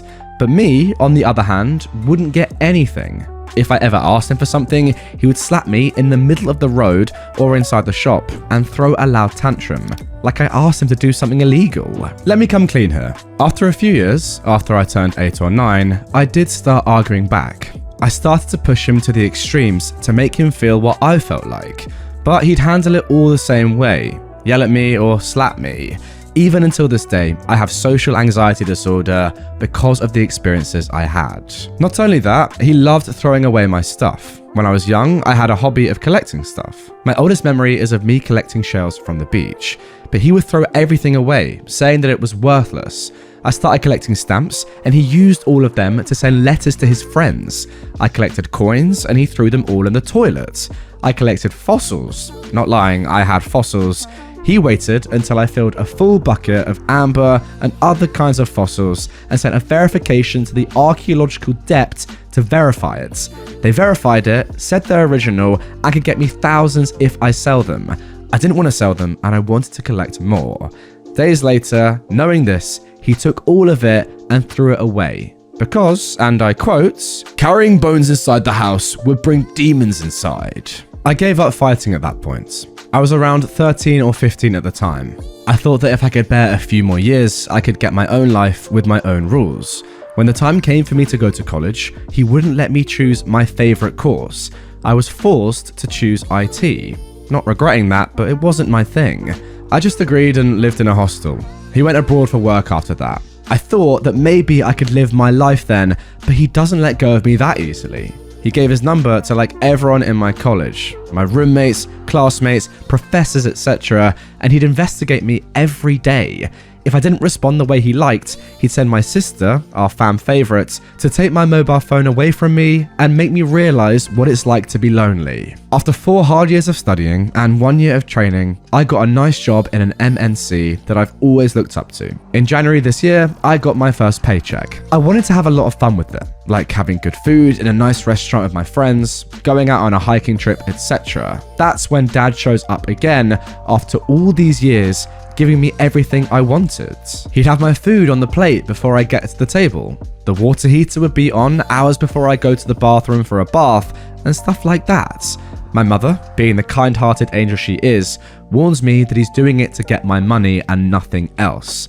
And, just like she predicted, a few days later, my dad comes to me and demands that I send him 3,000 rupees. That's about $400, $500. Like I said before, I was still a trainee. My salary was hardly above 5k, so I straight up refused to pay him that much. He was working abroad, so I was sure he already had millions in his accounts and just didn't want to spend his own money. Then the blackmailing starts. My grandma, sister, uncles, and everyone in my family insisted on me paying my dad because family comes first. So, after a lot of arguments, I decided to take the hard way round.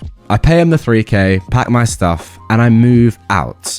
I remove my dad's name from the nominee and insurance list that my company provides. Free healthcare in all major hospitals throughout the world for the employees and 3 family members, which just has my mother's name now.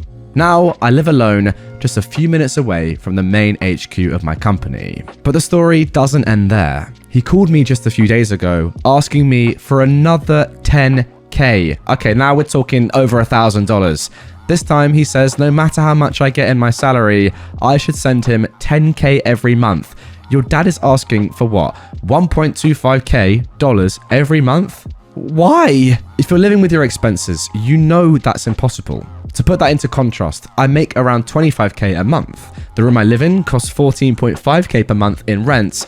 Also, there's internet, food, tax, and other essentials I have to take care of. So I just decide to ignore him for a few days. I've made up my mind. I'm not paying him a penny after this. Even if it means that the money would save his life, I'll let him die. If the money is for his funeral, I'm gonna let his body rot in the open. Like I said, I'm not an angel. I've suffered in life, but that doesn't mean I'm going to help my oppressors and be a good hero. Everyone should own up and pay for what they're worth. So yes, the money is mine. I'm saving the rest of it. Salary, expenses, up for my future wife, marriage, and kids. Now look, don't get me wrong, I know that culturally, in places, in countries like India, family is seen as, the most important thing. Not saying it isn't in other places across the world, but especially in countries like India, that is the case. But I feel like your dad is kind of just using that to just get money from you. I don't really know why, but asking you for over $1,000 per month is mental. That's more than some people make entirely. What?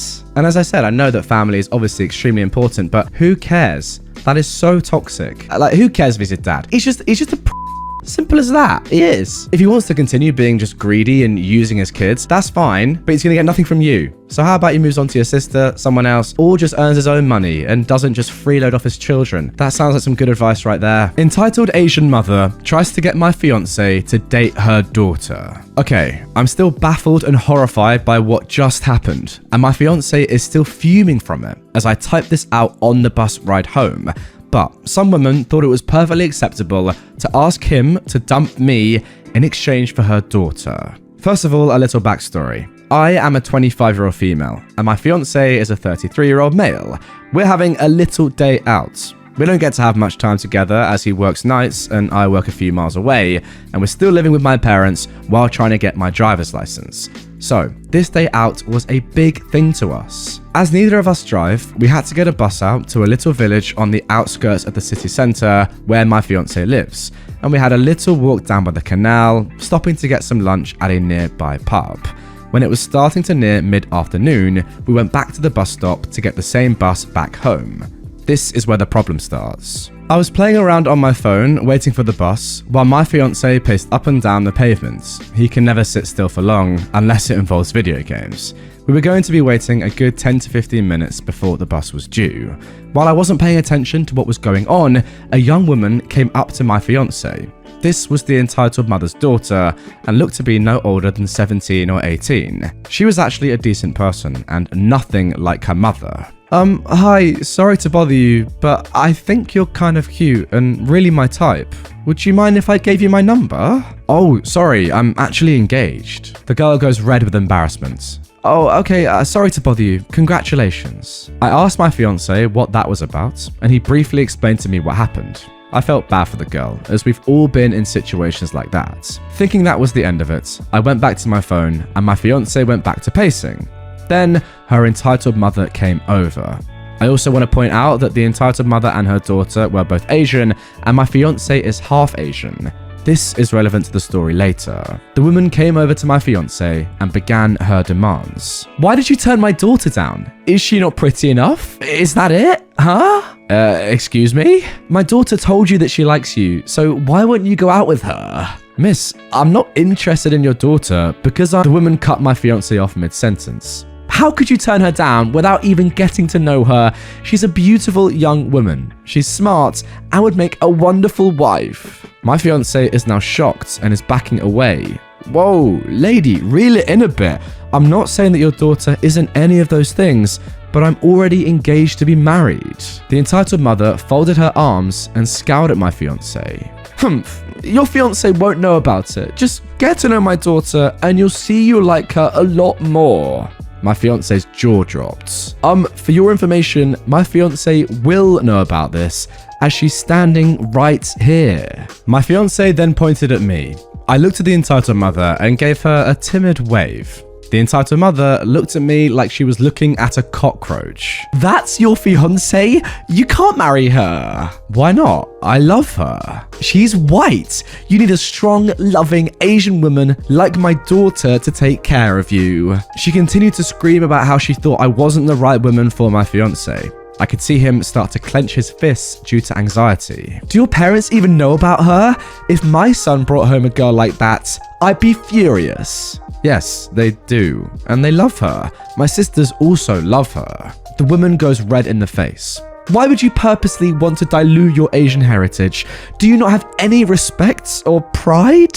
My fiance was obviously close to having a panic attack, so I slowly started to walk over to him to help him calm down. Before I got to him, he finally snapped. Listen, I'm half Asian. My mum is white and my biological dad is Asian. He buggered off when I was 3. I don't identify with the Asian community at all. You don't have any right to tell me who I can or can't date or marry. Leave us alone. I just want to point out that the reason why my fiance didn't bring this up to begin with is because he doesn't like talking about his ethnic background. The entitled mother stomped her foot, glaring daggers at us, before finally stomping off.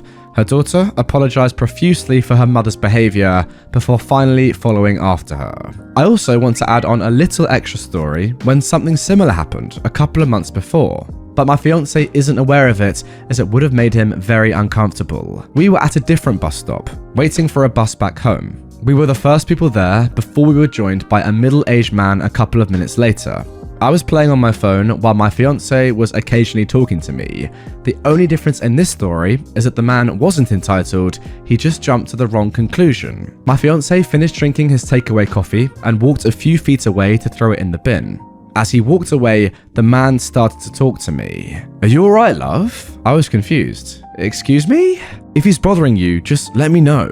At that point, I then realized what he thinks. Oh, no, it's okay. He's my fiance. Oh, I see. Sorry, I shouldn't have assumed. He then backed away and didn't say another word. Now, I don't really know what to say about the last short story there that OP posted, but clearly this is something that regularly occurs. People just getting involved with this couple for no apparent reason. I don't really know why. Maybe they've got unlucky, or maybe it's actually a common thing because your fiance is half Asian, or I guess just is a different ethnicity to you in general. Listen, get in the comments if you're watching on YouTube. What do you think? Do you think this is just random that these two things have happened, or do you think there's a reason for it? Either way, it's a shame, is all I'll say. Like, it just is racist, isn't it? the more I look at it, it's just racist. Now, the second one, you say he's not entitled, but he's still like jumping to conclusions. I don't know. Better to be safe than sorry or racist. The first one, that woman is just racist. Like, there's nothing else to say about that. Second one, probably needs a bit more context, but hey, let me know your thoughts. Interesting and sad, nonetheless. It's like the woman is genuinely saying, oh, you're the same ethnicity as me. I'm going to make decisions about your life then. Like, it doesn't make any sense. But hey, this is r/entitled parents. Prepare to expect the unexpected. There we go. Alexa, play Bitch Ain't Shit by Dr. Dre. My crib midget has evolved into a mini-human, and my mini-human is now in an adult male body, which is, unfortunately, still outfitted with a teenage brain. Don't worry though, he knows everything. I myself have a late 30s model body, but my teenage brain is coming along well. That said, my loving wife is still able to maintain her sanity with 2.5 boys and half male adults in the house. However, our house was too small and we needed more legroom. We decided to move on up. The new house is everything we wanted. There's ample room for the growing family. The boys would conquer the upstairs and even have their own bathroom to grow science experiments. They occasionally fail to brush their teeth, but you can most certainly count on them to pee in or on everything except the toilets. Cake, my 11-year-old mini-human, shares my obsessive-compulsive disorder, OCD, and keeps his room in working order. Kelly, my 15-year-old man-child genius, well, just don't touch that sock under his bed. Typical boy stuff, I suppose. My wife and I now had a backyard. We had a 2-car garage to store her Christmas and Halloween decorations. The neighborhood is gorgeous, and I can literally walk to the clubhouse and play a round of golf. The cul-de-sac we live on is dominated by currently serving or retired military families. Everyone was extremely welcoming at the Homeowners Association, and the neighbors were all friendly. Well, at least for the moment. Now, I've read about neighbor horror stories. I've seen them on television. I never, in a million years, thought I would live next to them. I am a gunfighter by trade, but believe it or not, I don't like war. I like my job, but I don't enjoy the carnage of war. I'm a realist though. I would totally cast my ballot for world peace, but I know it only takes one butthole to ruin it for everyone. My immediate neighbors became those buttholes. Enter the entitled parents, Kevin and Karen. They seemed nice at first. They were both really helpful, especially Kevin. Kevin had served in the Air Force, and Karen was a stay-at-home mother. They enlightened me regarding the neighborhood, the quality of the area schools, and told me the tips and tricks to avoid any hassle with the HOA. Freaking great, right? Enter coronavirus, COVID-19, zombie apocalypse. The onset of COVID-19 forced the school district to cancel the remainder of the school year, so the boys didn't turn into zombies. However, the mass hysteria allowed my humanoids to become semi-professional Fortnite gamers who smelled like bullfunk and survived on soda and zebra cakes. They were quickly becoming chubby bunnies. I, being neighborly, informed Kevin and Karen that I would be in the market for a portable basketball hoop to combat childhood obesity and type 2 diabetes. Side note, I remember everything. It can be quite literally a matter of life or death in my occupation, so I remember things vividly. So I go round to Karen's house. Pleasantries, some other words. I'm thinking about getting a basketball hoop for the boys, I say. That's great, says Karen. It's so good to have young children in the neighborhood again. Yeah, but you know you can't put it in the street, right? Says Kevin. It's against HOA rules. Kevin is a rules guy. Well aware. I'll be putting it on the back pad. That's great. If the ball ever goes over the fence, just tell them to come and get it. Awesome. It was a positive interaction and they had no issue. Onwards to Walmart's. Now, my children are well behaved. They may act like idiots to each other and inside the house, but they're both kind and courteous to others. Despite Karen's instructions, I told them to knock on the door if the ball ever goes over the fence. So they did. First bounce over. I hear a knock knock knock at my door. It's Kevin. Hey Kevin, how can I help you? Now Kevin was annoyed. The ball went over the fence. Did the boys knock and ask to get it? Yes, I just wanted to let you know. I spoke to my wife afterwards. That was odd, was all I could think. Is the guy gonna let me know each time the ball goes over the fence? Maybe I should knock on his door. Hey, Kevin, just wanted to let you know that your car is parked in the driveway. This process quickly became a routine for Kevin. Kevin became a self-licking ice cream cone. Kevin came over 6 times over the course of about 3 months. My wife began keeping tallies because it was odd, but somewhat comical. Then stuff started to get real. Cake, my youngest child, came running in the house scared. He had tears in his eyes and was continually reiterating, "I didn't do anything wrong." Nobody has accused me of being world's best dad, so I was wondering if he did in fact do something wrong. I forgo waterboarding Cake this time and ask what he's talking about. Cake stated, "Karen is recording me." Wait, what? I look outside and sure as heck, I see Karen at the fence pointing her cell phone at me as if it was a loaded gun. I think, well, f my tits, because I know my wife is going to lose her head. And she did. My wife is dainty, but she quickly turned into a 4'11" Muhammad Ali. Man, it took every frickin' ounce of verbal reasoning for me to stop her from physically rearranging Karen's face meat. In addition to remembering things for work, I have to be well read regarding the laws that govern me as an American, and the local laws. I knew Karen's tactic to scare and record Cake was immoral and unethical, but it was perfectly legal. This didn't sit well with my wife though. I reminded my wife that I have a doctorate in revenge from university, FU, and this would not go unanswered. I can be a prick too, but I am a methodical prick. I did my best to erect makeshift barriers as a temporary solution.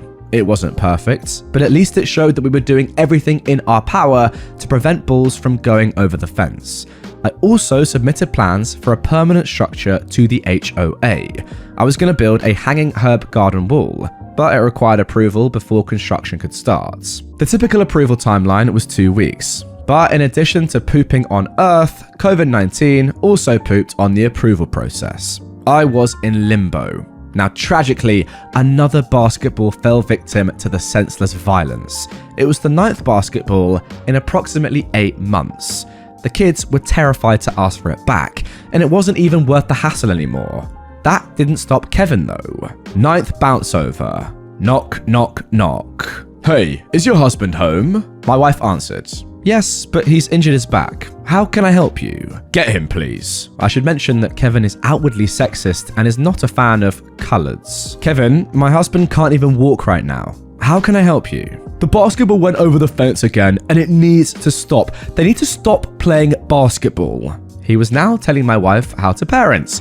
Good luck, buddy. "I'm sorry the ball went over the fence. We continue to tell the children to be careful, but I'm not going to tell them they can't play basketball in their own yard."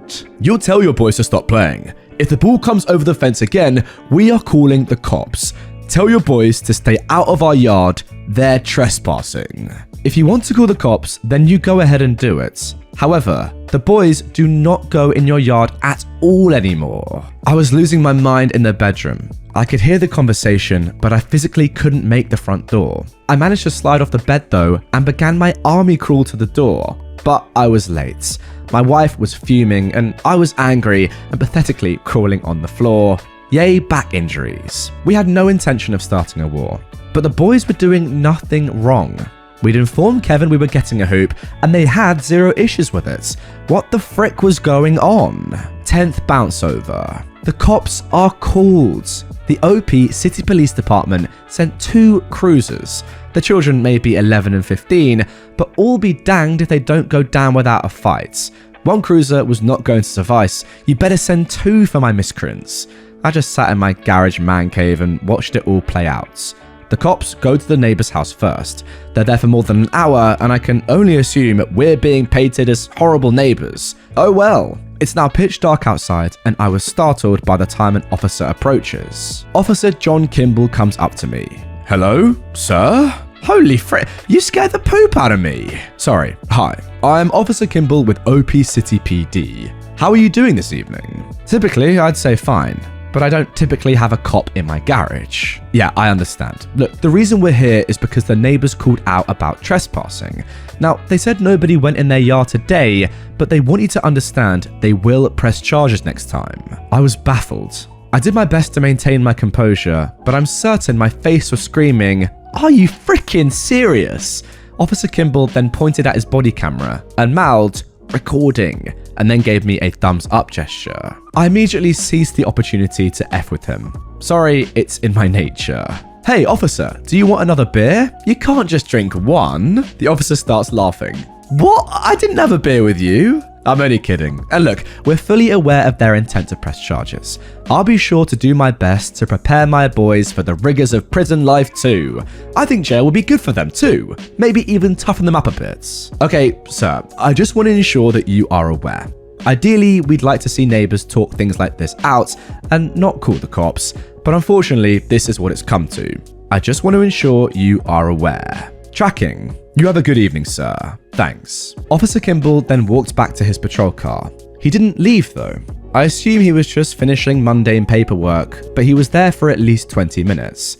Then, much to my surprise, he returned and was a completely different officer. Hey man, you back for that beer? No, sorry man, I've got to play the game for the body cam. I hear you, I occasionally wear one at work, but it only cuts back on my cussing. People still get shots. Oh, you are me? Yep, cool. What do you do? Shoot first, shoot often, and have my story straight before the cops arrive. Oh, I figure as much after looking at all your stuff here. Look, I just wanted to talk to you without the camera. They really seem eager to press charges if your children are caught in their yard. Yeah, my wife and I have concluded that. Oh, honestly, that lady is batshit crazy. My God, she demanded we arrest your children tonight. Wait, tonight? Yes, she said they trespassed before and she wanted to press charges now. Oh my, I'm sorry you've got to deal with this, brother. I really am. I can assure you that they've never gone in their yard without permission. Not once. They are terrified of her. She taunts them from the other side of the fence and records them. Seriously, they're scared of her. We now chalk the balls up as a loss. Oh, I believe you. There's something not right with that lady. She said the basketball wakes her son up and she will not hesitate to press charges. I told her we'd do our duty, but I don't think the magistrate will not view the situation kindly if we arrest 2 children for playing basketball. She clearly doesn't care though. Look, I just wanted to chat with you, and without the body cam, I can't exactly call her crazy while it's running. The officer stayed for another hour. He was impressed with the collection of war memorabilia and the setup of my garage man cave. He was specifically intrigued with my Nintendo and working copy of Mike Tyson Punch-Out, among other classics. Yes, it's certainly freaking cool, but I'll be honest, it's got little to do with this story. But then, poop meets fan. My wife was mowing the grass, and I was currently doing stuff I never thought would be a priority of mine, planting a new flower bed. Kevin and Karen had just returned from another Chick-fil-A run. Then the unthinkable happened. Kevin exited the car and immediately approached me. And he was angry. Your boys went into my yard and got a ball today. They may think we didn't notice, but we did. You need to tell those boys to stay out of my yard, or wait a freaking minute. I don't tolerate people who lie, cheat, or steal, and you are lying right now. No, your boys we were at an all-day soccer tournament in a different state. We've only been home for a couple of hours. They've not played any basketball since we've been home. You're lying. Well, we're sick of them getting balls from our yard without permission. Look, Kevin, I get it. However, you failed to recall when your wife said the boys were more than welcome to go in the yard, and I didn't even get to finish when I heard the screech of Karen. Now look, I know my writing style is different to say the least. I wish I was better. I do not have the words to accurately articulate the sound Karen made, but I'll do my best. It was like the Tyrannosaurus from Jurassic Park making love to a nuclear explosion during a tornado, but way freaking louder. The only thing that honestly makes this worse, and I freaking kid you not, is that she is a dead ringer for Carol Baskin from Tiger King. Not maybe a little, but more, holy frick, Carol Baskin is your neighbour type of resemblance. I never said that. I would never say that. She screamed at the top of her lungs mere inches from my face. I could smell the Meow Mix bellow from her scream factory.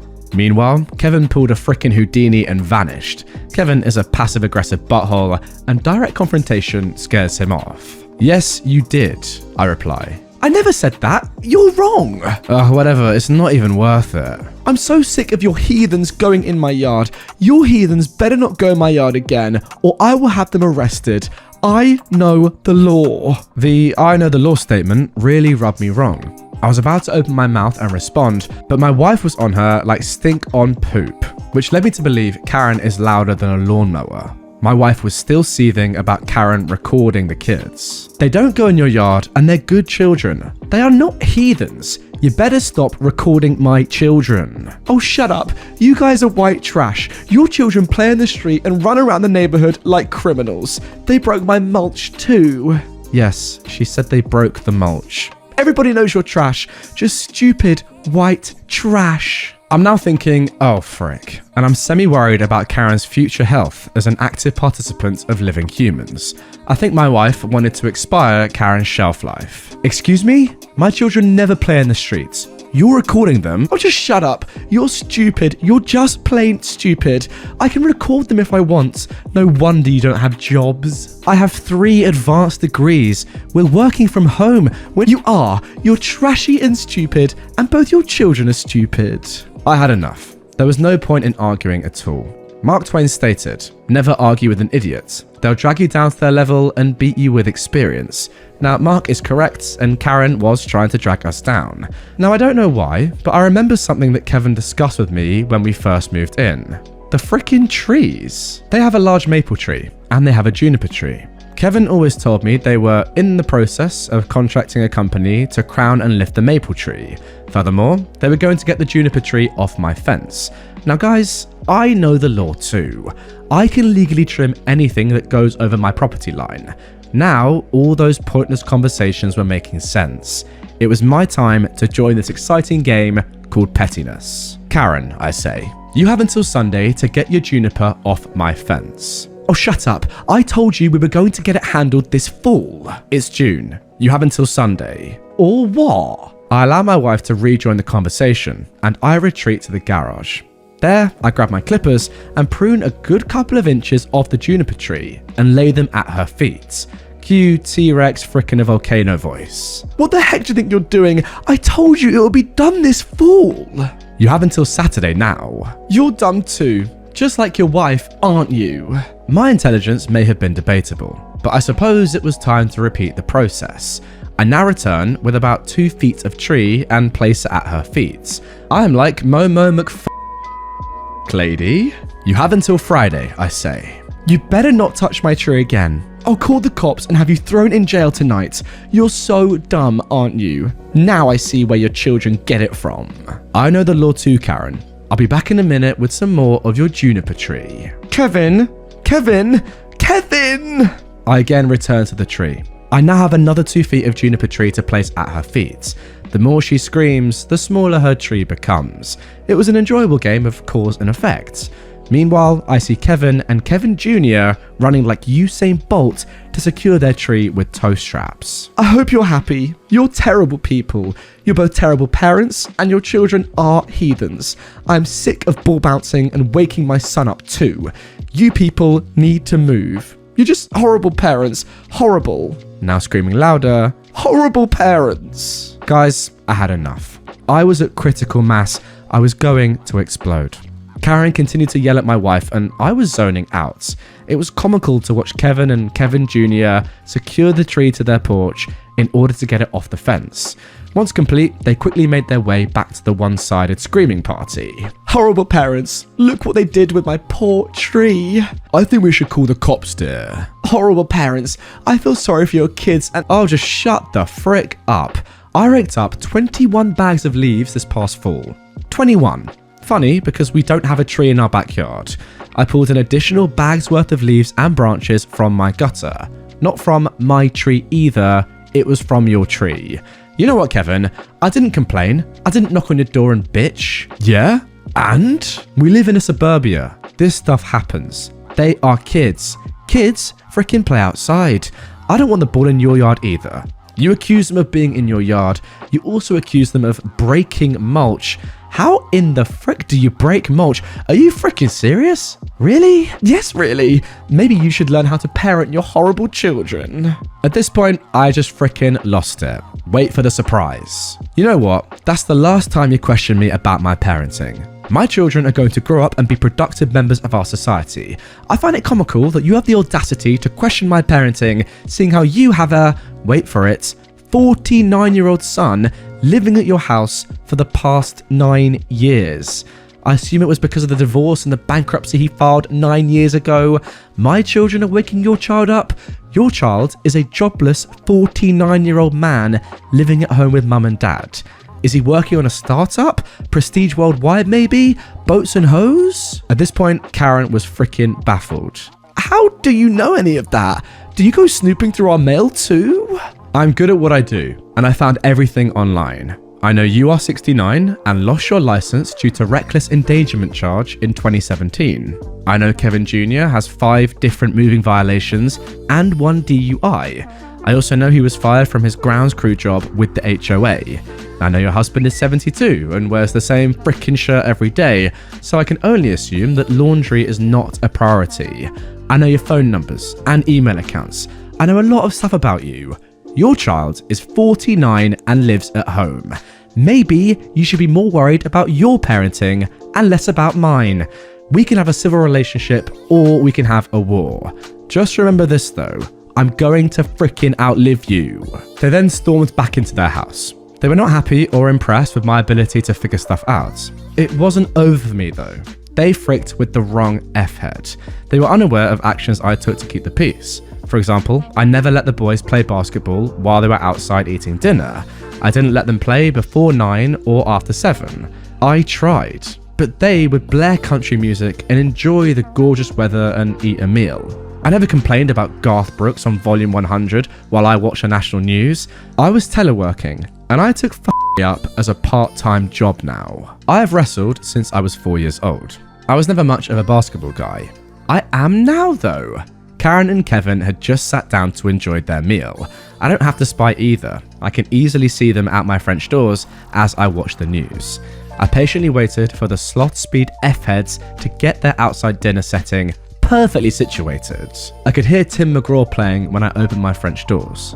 I like music too, so I figured I'd get my groove and play basketball. I say, Alexa, play Ain't by Dr. Dre. Playing Bleep and Bleep by Dr. Dre. Alexa, volume 10. I have a new fondness for rap music and the game of basketball. This didn't stop Karen from recording my heathens on a daily basis. Look, I know what I was about to do was petty, but I had 0 Fs to give at that point. I had one last FU, my final card to play, an Uno reverse card of sorts. My neighbours across the streets and my family have bonded. He had a tree removed last week, and I had an epiphany. How much would it cost to trim a large maple tree that overhangs my property? I'm not talking a couple of branches either, but more like 1/2 of a more than 100-foot tree. I approached the tree removal company and offered them a sizable chunk of change and informed them of my delicate problem. They said, any friend of your neighbour is a friend of ours. Pro bono. They moved their large equipment over to my backyard and take their time getting ready. Guess who came running out of the house? No, not Brad Pitt. Frick, get your stuff together, reader. Karen and Kevin come running out. Hey, buddy, said Kevin. He went with buddy, not F-head, not horrible parents. Buddy, what can I do for you? What are they doing here? Oh, them? I point at the guys. Yeah, what are they doing here? Oh, well, they're just gonna go and trim the tree. Just trim? Yep, just a little trim. You know that tree was a gift from our daughter, right? Says Karen. We don't want anything drastic. It's been with us for over 40 years now. Yeah, it was a gift from our daughter. How much are you thinking of trimming? Well, just so you're aware, you understand that I can legally trim anything that overhangs my property.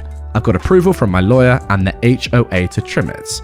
Now, frankly, I care as much about your tree as you do my children's privacy. I could freaking care less. Well, how much are you talking about trimming then? My property line is here, I point, and it extends up, I point up, to space. I'm gonna trim every single branch that encroaches my property. So probably about 1/3 of your tree. It's gonna look really freaking funny when I'm done. Oh well. Karen started to cry. It was a really, really ugly cry. There was no more rage left in her. She was defeated. Kevin was defeated as well. Now, this was not my desire. Don't get me wrong, I don't care if she cried, but it was not my intent. Or, you can stop recording my frickin' children. Karen looked like snot-nosed Carol Baskin. If I stop recording? Look, we don't have to like each other, because I certainly don't frickin' like you guys. My boys never go in your yard, ever. I don't even care if you keep the basketballs, but I'll be danged if you frickin' record them ever again. If you do, I'll cut your tree down without warning. Now, Kevin is still angry, but says, thanks, bud. No worries, friend. I'm just trying to be neighborly. Just remember, I am dead serious about the tree, and I'm pretty certain I will outlive you. Now look guys, I know I'm a prick. I know we're both in the wrong at times. I draw the line though when a 69-year-old woman sees fit to torment my kids. We've only had one problem since these events occurred. Kevin's Jr.'s car sat in the same spot for 9 months. I've submitted over 20 home improvement requests to the HOA, and I'm now friends with the wonderful ladies that work there. They periodically inspect neighborhoods and noticed the registration on Junior's vehicle was 2 years outdated, and they had it towed. Karen accused me of having it towed. We had another colourful conversation, but it ended there.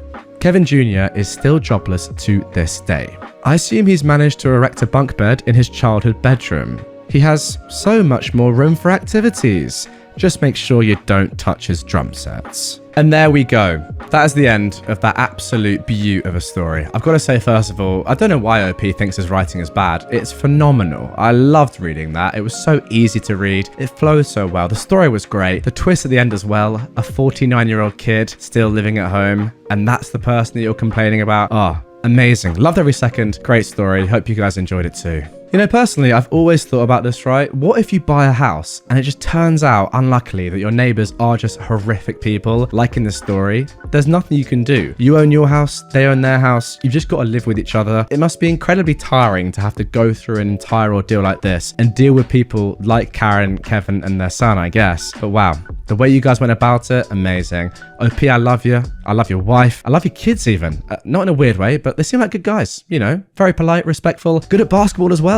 Future in the NBA, perhaps. But yeah, in general, all I can say is that every word of this was just brilliant. Thoroughly enjoyed reading it. Hope you guys did too. As I said in the intro, I'm on a mission to bring you lot the best quality stories from the internet. And I think with this one, I mean, let me know down in the comments if you agree. I've done so. Drop a like on the video if you agree with that. My mum killed my fake baby. This happened in high school when I was about 16. Now I'm 26 and I'm still bitter about it because it wrecked my GPA. So, when I was in high school, I was in home ec for the 2nd year in a row.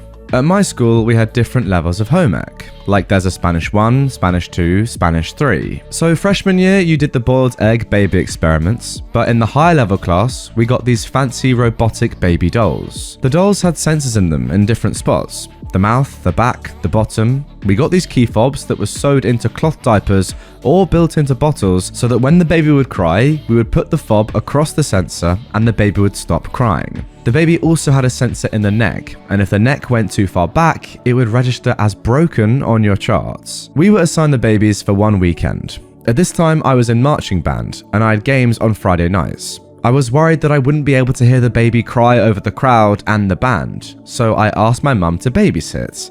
I showed her how all the key fobs worked and all of that, and she said she'd do it no problem. So I go to the game, I do my marching band stuff, and I go home. I get the baby back, and my mum says that everything went well. I noticed when she gave it back that the baby did have some different baby clothes on, and she said they'd gone over to my aunt's and the cousins had dressed the baby up, but that she'd watched them. I got a little annoyed. I told her it wasn't a toy, it was my grade, but she told me to calm down. So the rest of the weekend goes by. I take care of the baby, and I don't miss anything. To be fair, I'd been watching kids since I was 14, and my job at the time was at a daycare. I got Fridays off for games, and they were closed weekends. So Monday rolls around, we turn in the babies, and they print out our reports from the computer. I got like a really low score, like a 57 or something. I failed, that's for sure. I'm so mad because I didn't do anything wrong. I hadn't missed a thing. On the printout, it said that the baby's neck had broken about 10 times, had been left in a dirty diaper about 8 times, and hadn't been fed around the same amounts. To say I was shocked was an understatement. I knew I wasn't the one who'd done this, or I guess not done any of it. So, I obviously confronted my mum, outraged. She had tanked my grade, and I was an A-B student. She denied the whole thing, and my stepdad tried to say it was me who did it, and I was just trying to push the blame on my mum because I didn't want to admit that I'd done something wrong. So I went back to my teacher and asked her if she could print out another list of the infractions, except this time with timestamps on them. She said she could. I also asked that if I could get a letter from my parents saying that they had done all that stuff to the baby, could she possibly pass me? And she said she'd have to see. So I get the paper, and sure enough, every infraction was in between the time I dropped the baby off with my mum and the time I picked it up after the game. I took the paper to my mum and confronted her. I remember my stepdad had the audacity to say I had faked it somehow. But I finally got her to admit that she had basically let the little cousins take it to their bedrooms and play with it like it was a baby doll, all while she and my stepdad got drunk with my aunts. They did write the letter, but I did get a C.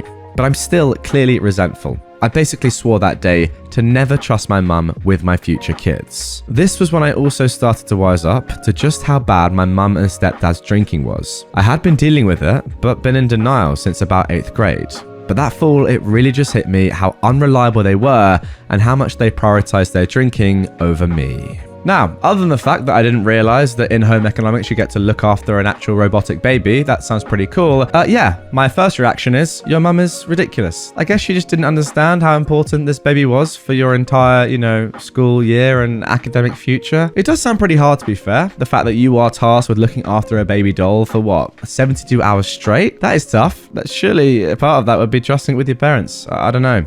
That is ridiculous. The only slight positive I can take from this is that at least you kind of saw quite early how your parents really were. The fact that, as you say later on, they really did rely on drink and they just weren't good people in general. Maybe this was the event that showed you that. It's not really a positive, I'll be honest, but maybe you learned something. Yeah, terrible all around. Let's move on. My aunt and uncle tried to get me fired over some crumbs. Then it tore the family apart. Some background. This happened around 5 years ago. I am a woman and I was 23 years old at the time.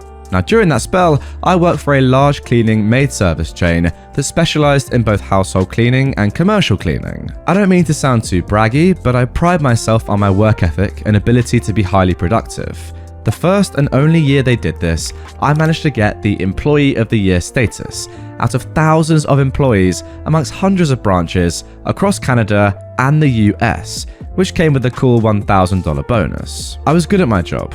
I did special little things for clients, like fancy towel, toilet paper folds, nice vacuum lines, and was requested very often by clients.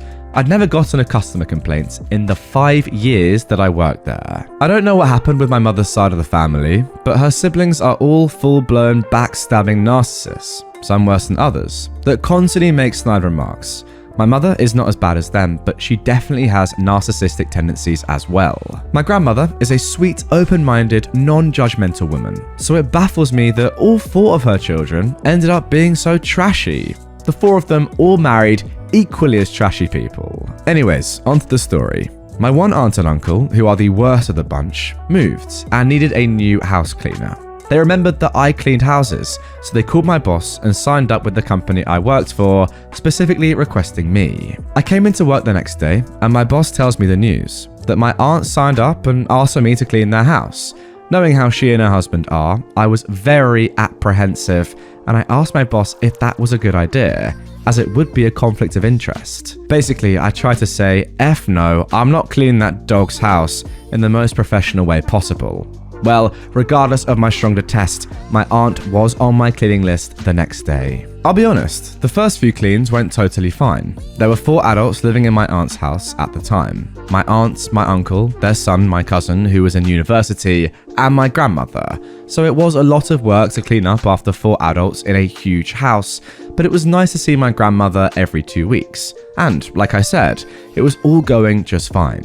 My grandmother and cousin were always home while I cleaned, and my aunt and uncle were usually at work.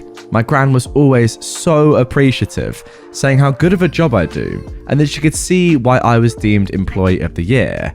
My mum was proud and told her about it. It was going fine until one morning when I come into work and my boss has a confused, concerned look on his face. I ask him what's wrong, and he states that my first complaint came in. I was shocked, and at this point after so many years, I was on a pretty personal level with all of my clients, so I figured if there was a concern, I'd get told directly. My boss then says, and it's from your aunt and uncle. Shock turned into rage, and my boss hands me over the printed out complaint email. I can't completely remember what it said, but I'll paraphrase as best as I can. I just remember it being extremely cold, and I was being referred to as your staff. I guess I wasn't even worthy of a name. It read, Dear boss, Entitled Aunt and I are writing this email in regards to a clean we recently had done by your staff. To say it was subpar is putting it lightly. When my wife and I got home from work, we found crumbs all over the kitchen floor. High dusting was not completed. Now, the high dusting he was referring to here was 9 feet tall shelves. I'm not allowed to climb ladders due to liability reasons. Anyway, hallways were not vacuumed, and some other things seemed intentionally missed. We're very disappointed in your staff, and we think they should be reprimanded. The cleaning is just simply not good enough. We are only 98% satisfied, blah blah blah, so on and so forth. Regards, Entitled Uncle. I remember the email being about a page long, but that's basically the gist of it. My boss was shocked. I was shocked. And after explaining how my aunt and uncle are, he threw the complaint in the garbage. I told him I was not cleaning that house ever again, and he agreed this time. Hallelujah. I got home from work and was still upset about what happened. The fact that my family would try to get me reprimanded, the fact that they couldn't even use my name, the fact that they couldn't just come to me directly or email me if they had a concern. I called my mum and stepdad and told them what happened. I'd taken a picture of the complaint email, so I sent it to them. They were fuming, like more angry than I thought they'd be. My stepdad called my uncle and told him that he was a complete POS and asked them exactly what were your intentions with this email. And why would you go out of your way to try and get your niece fired or reprimanded? Who the frick does that to their own family? My uncle was a complete coward and groveled an apology with his tail between his legs. After he got chewed out by my stepdad, he called me. I let it go to voicemail. He left a voicemail basically saying, "Why would you tell your parents about what happened? This was a professional matter that should have been kept between us and your work. The email was a misunderstanding. We're so sorry, Brookie. Oh, now I get a name? A nickname even.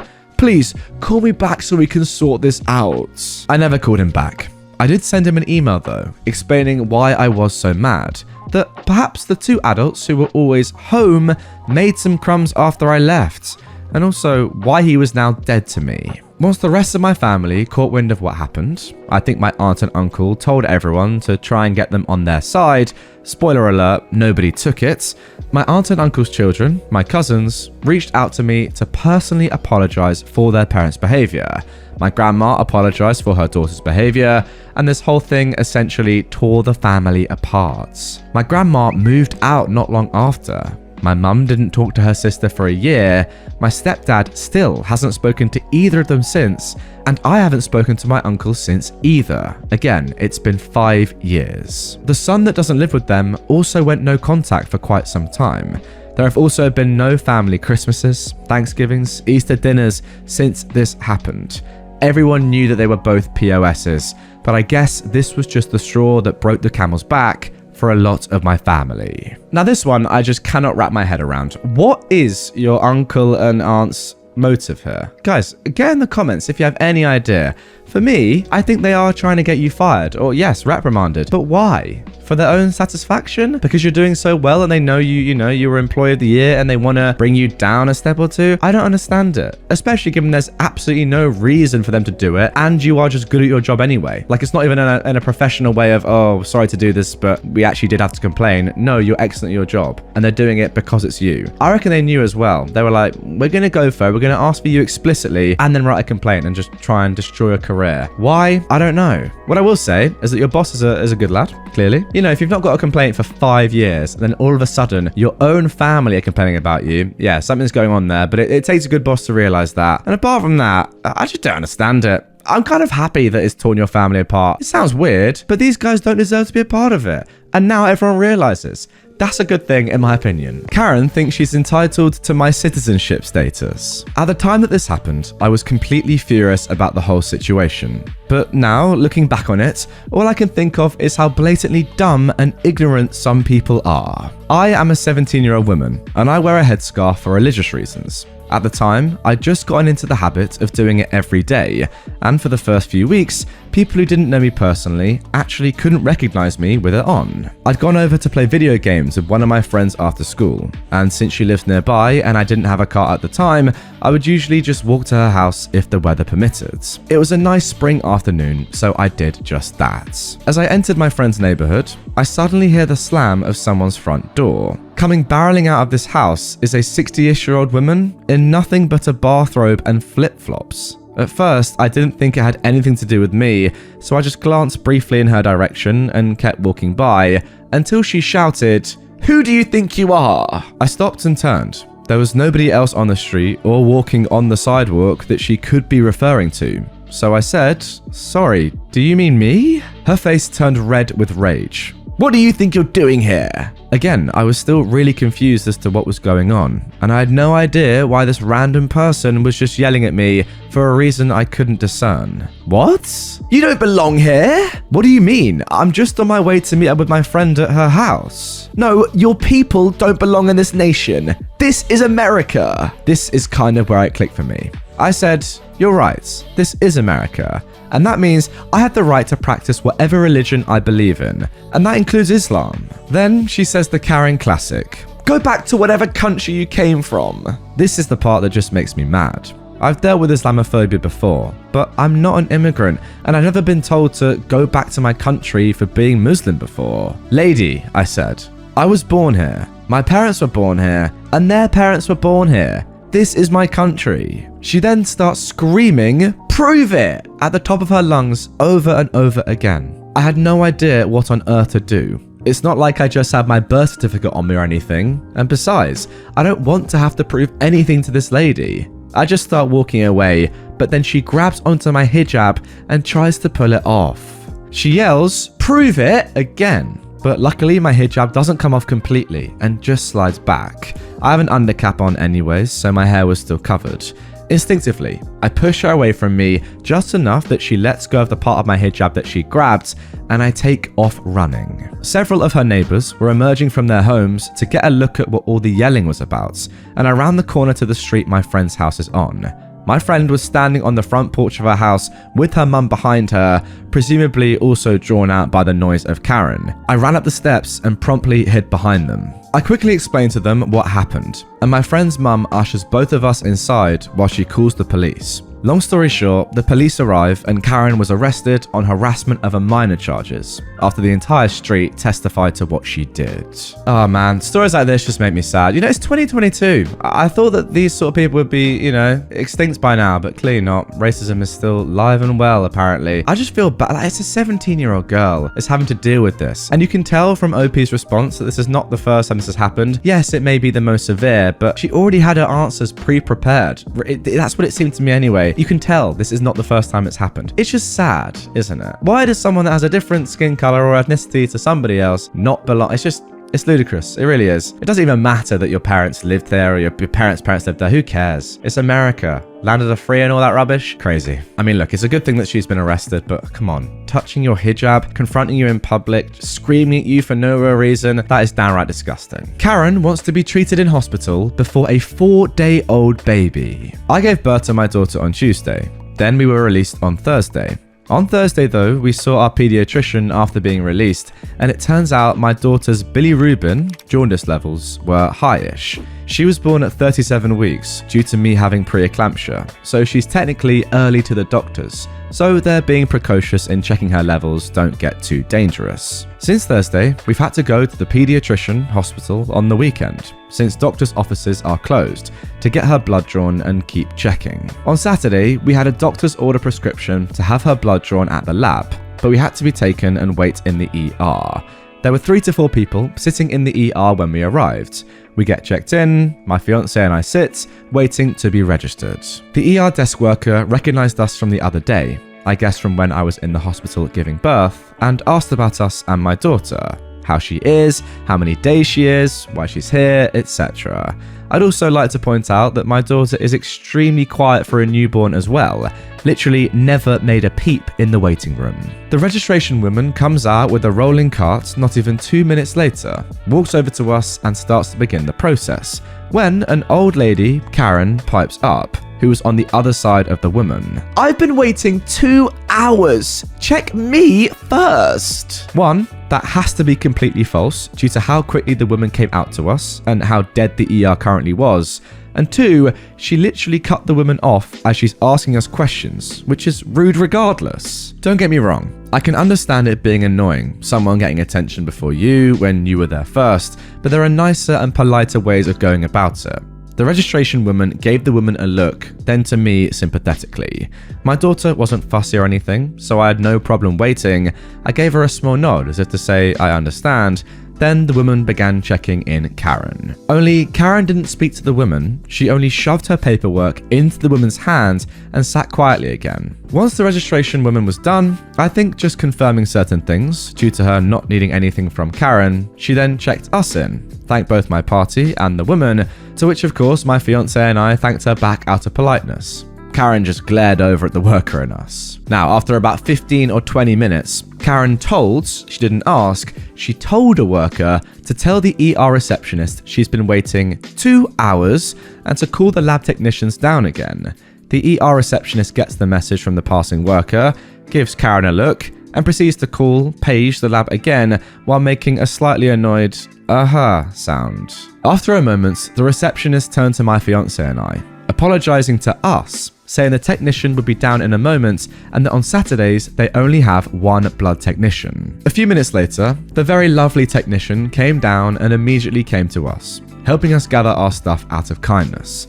The receptionist made some sort of comment about Karen also getting a lab done, to which the tech made an kind of sound.